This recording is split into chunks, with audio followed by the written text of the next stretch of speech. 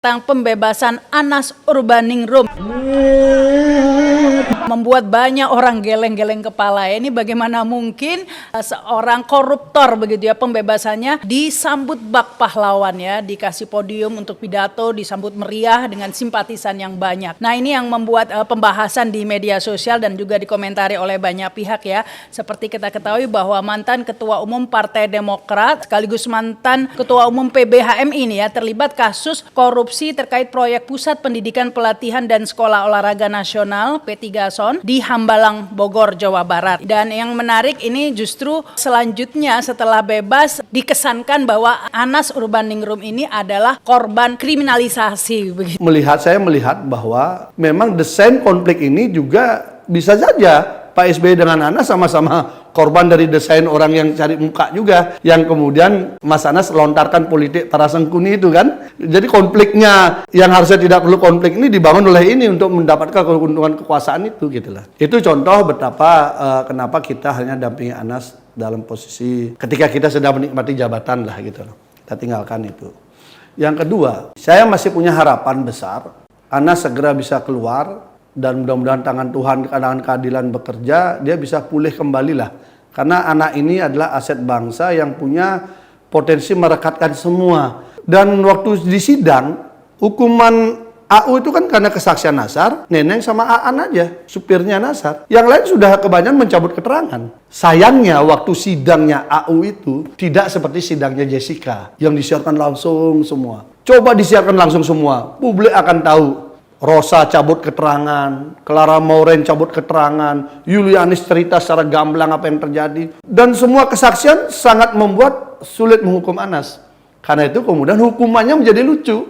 Hukumannya menjadi lucu, mobil Harrier tidak terbukti, dia dihukum karena kongres. Nah, di dalam proses kongres ini yang lucu adalah SC-nya tidak diperiksa sama sekali. Apapun namanya, yang namanya saksi adalah orang yang terkait dengan daerah itu kan. Karena ketua SC-nya masih Bas. Oh, ketua SC-nya Bas. Nah, saya nggak ngomong itu, dia ngomong. OC-nya diperiksa, yang lain diperiksa, ketua SC-nya tidak. Sebagai saksi saja, juga tidak. Pesertanya tidak. Kita melihat memang ada semacam keanehan. Ukiran kasusnya ini terlalu dipaksakan kalau orang membaca. Karena itu Mas Anas pernah cerita, kalau saya keluar nanti, saya ingin ada ruang diskusi untuk membedah kasus saya dengan orang-orang yang pernah menghukum saya. Dengan intelektual, saya maafkan semua, tapi biar publik bisa menilai, semacam eksaminasi. Dan beliau tidak perlu didampingi siapa-siapa. Beliau yang akan menceritakan dari dakwaan, tuntutan, sampai hukuman itu seperti apa, tahapan ini semua. Dan kita lihat PK-nya, betapa lama turunnya, paling lama. PK paling lama turun adalah kasusnya AU. Berapa tahun? 2 tahun lebih. Di antara semua kasus korupsi yang diajukan ke Mahkamah Agung, paling lama tarik-menarik. Sebelum Idul Fitri sampai 2 kali Idul Fitri lewat, belum juga turun. Nah, ini contoh saja betapa tarik-menariknya begitu kencang. Saya sih berharap sebenarnya dengan posisi KPK hari ini, yang mudah-mudahan bisa mengklirkan kembali itu, bisa saja kemudian dilakukan langkah-langkah untuk membantu pemulihan keadilannya. Mas Anas gitu loh. Oke. Dengan langkah-langkah itu saya kira anak ini bisa kembali masuk ke dunia politik kita untuk kita sajikan pengabdiannya pada bangsa dan negara, tidak dihabisi dengan cara kekuasaan seperti ini. Oke. Ini tidak bagus menurut Ini saya. kuncinya. Mas Ahmad, terakhir, adakah bagian yang Anda ingin jelaskan tentang bagaimana Anas itu harus berusaha untuk bertahan ketika dia dikriminalisasi, selain dari apa yang Anda ceritakan tadi? Karena hari-hari itu saya dengan Mas Anas ya, dan juga mendampingi Mas Anas ke Cikeas. Dan memang posisi saya waktu itu kan di balik layar, Pasek lebih banyak di depan layar. Jadi kita menyaksikan betul bagaimana rangkaian-rangkaian kriminalisasi ini disetting sedemikian rupa untuk menghancurkan Anas gitu. Dengan berbagai argumentasi. Bisa saja publik akan menolak itu. Tetapi faktanya adalah memang itu yang terjadi pada waktu itu. Seorang ketua umum yang terpilih dengan sah, legal, dikriminalisasi oleh seorang SBY dengan berbagai alasan, dengan alasan penyelamatan Demokrat dan sebagainya. Saya respect dengan Pak SBY, Tetapi dalam konteks ini saya mengkritik cara Pak SBY. Kenapa?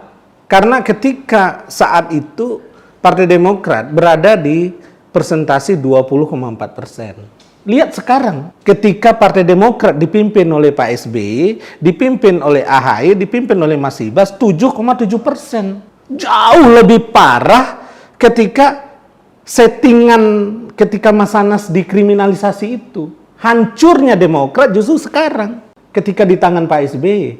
Dan tidak ada satupun publik yang bicara. Malah settingannya sekarang adalah DPC, DPD bilang loyal kepada AHY. Itu settingan yang menyesatkan proses demokrasi di dalam tubuh Partai Demokrat.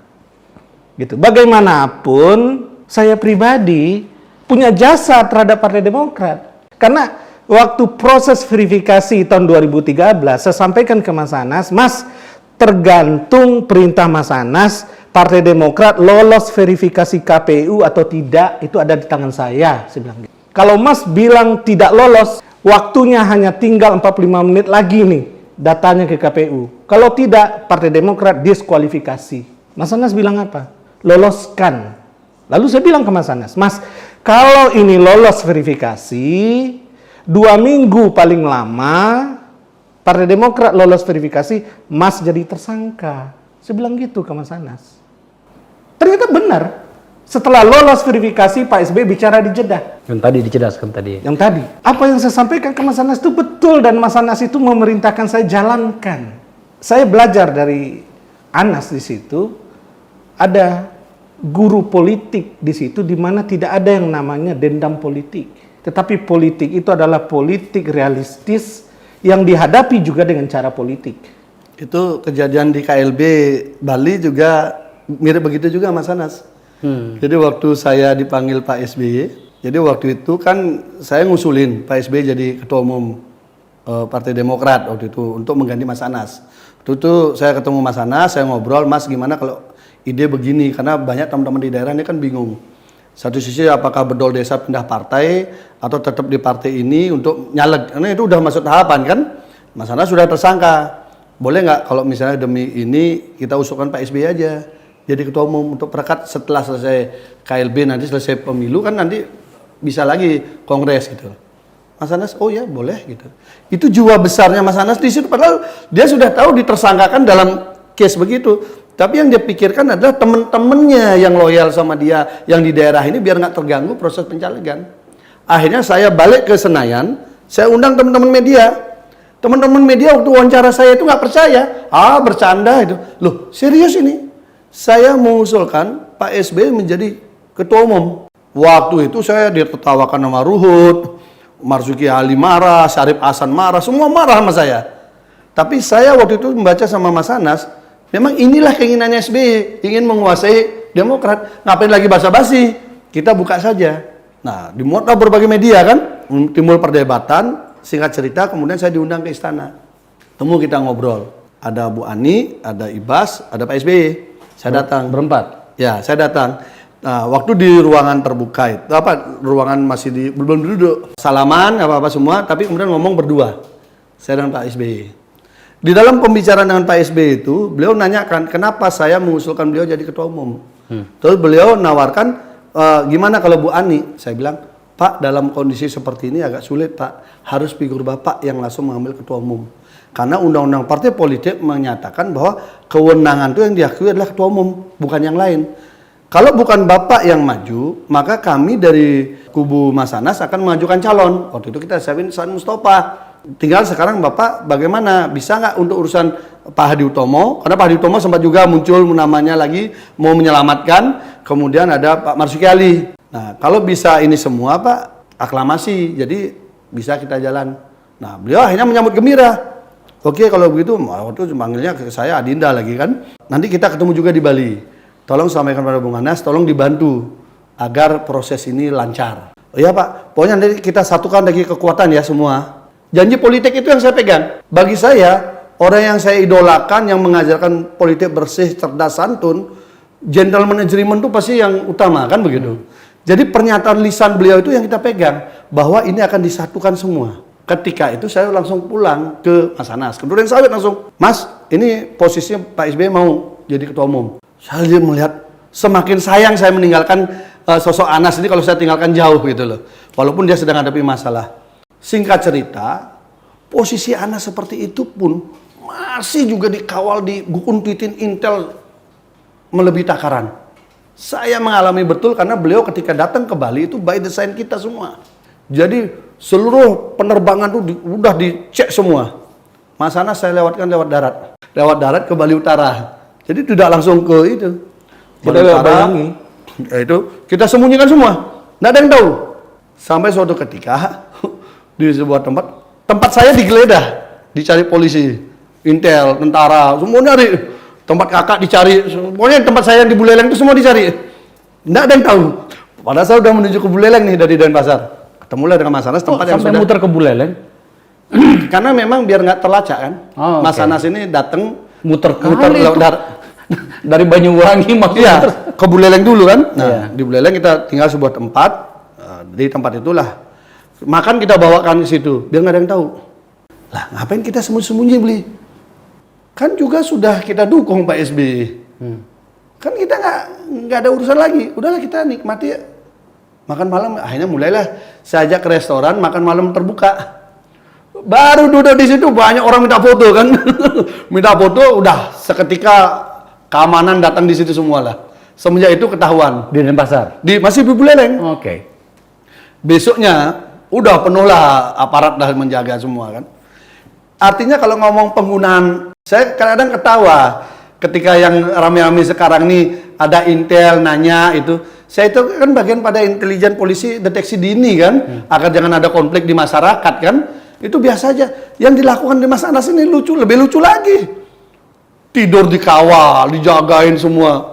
Saya day to day tuh ngikut jalan, satu mobil jalan. Habis itu dari situ kita ke Kintamani, ke Bebek Tepi Sawah makan.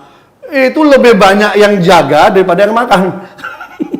Habis itu kita akal-akalin lah itu Intel Melayu kan. Bola-bola Intel India, belok-belok di Padang Gala itu kan. Akhirnya suatu ketika kita mainin lah. Mohon maaf waktu itu kita agak namanya aktivis kan. Kita mainin Mas Anas ke rumah saya.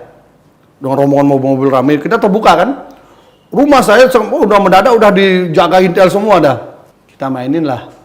Mas Anas tetap di rumah saya. Saya suruh ada mobil kecil datang. Salah satu ketua DPC kita jemput. Jadi kita keluarlah dengan mobil-mobil besar itu semua. Rombongan, inilah dikawal sama Intel semua kan. Setiap pertigaan kita belah. Akhirnya mereka kan membelah diri kan. Nah, saya langsung ke Bali Beach, tempat acara. Waktu itu diundang sama TV One, waktu itu kita dialog TV. Nah, kehilanganlah jejak Mas Anas. Karena ketika semua udah sepi, Mas Anas keluar dengan mobil kecil. Dengan teman saya, salah satu ketua DPC. Kelilinglah dia, kita siapin villa di Jimbaran, tersembunyi. Jadi tidak nginep di rumah saya. Kehilangan jejaklah dia, karena mobil-mobil ini ternyata tidak ada isinya Mas Anas. Ada yang ke bandara, ada yang, waduh kita pecah semua mobil. Hilang. Nah, akhirnya salah satu pimpinan Intel di sana nyari saya. Ini kisah lucunya. Bapak udahlah, saya kalah. Di mana Mas Anas? Bagi saya sebagai seorang aktivis, kita happy kan, bisa godain Intel Melayu kan. Bagaimana rumah yang sudah dikurung, begitu banyak Intel, diikuti dari Buleleng, kita bisa hilangkan jejak Mas Anas tidak diketahui ada di mana. Dan kami jalan darat dari Surabaya. Itu kan, habis itu kita jadi pakai canda-candaan itu. Gitu. Loh kan Bapak udah kawal semua itu. Udahlah, di mana? Demi keamanan dia. Udahlah Pak, Mas Anas di tempat yang aman. Yang penting besok KLB lancar. Pak SBY aklamasi, saya bilang begitu. Jadi betapa khawatirnya SBY ada gangguan. Sudah posisi kita mendukung loh itu. Dia masih khawatir. Masih begitu mengawasi Anas. Oke. Akhirnya Sebagai presiden loh ya. sebagai presiden juga. Dan Dan kita saya sudah dukung. waktu itu kiriman-kiriman BlackBerry dengan Mas Ibas. Apa isinya? Ya salah satu isinya mengkondisikan jangan sampai Pak Marzuki yang jadi ketua umum. Siapa yang mengkondisikan? Ya harapannya jangan sampai Jadi Pak gini Marzuki yang waktu jadi itu, ketua umum waktu itu. Pak Marzuki kan ingin maju. Nah, kan semua juga menghalangi karena gini intinya. Kalau Pak Marzuki maju, maka kemungkinan besar kubu Halim sama kubu Duren Sawit maju. Kalau Cikias kubunya maju Pak SBY kan nggak enak kan? Nah, Pak SBY khawatir itu. Dia nggak mau ada calon lain. Ada voting itu nggak mau. Pak SBY itu maunya aklamasi. Clear, semua harus Aklamasi. utuh gitu kan. Udah kan Makanya- selesai? Makanya sekarang kita bilang seorang Demokrat kok takut kompetisi. Iya. Bukan hanya itu, waktu Surabaya lebih parah lagi. Nanti saya cerita dikit nih. Nah, ini saya buka-buka lah sekarang nih. Silakan nanti tinggal diedit. Udah sekalian kita total lah buka yang selama ini kita sembunyikan kan. Yeah. Nah, itu yang di Bali kan. Nah, di Bali itu kan Pak SBY janji ketemu saya.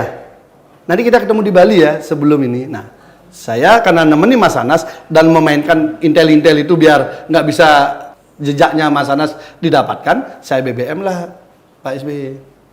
Izin Pak, besok saya tidak ikut acara KLB. Saya ngawal Mas Anas keliling ya, biar KLB-nya lancar. Oke. Dijawab sama beliau, oke silahkan, salam untuk Bung Anas, kira-kira gitulah kurang lebih. Habis itu baru saya beritahu yang ngurus intel di Bali, yang bagian pengamanan, Pak besok datang di kantor saya di Ciumanara. Kenapa? Mas Anas akan ada di sana.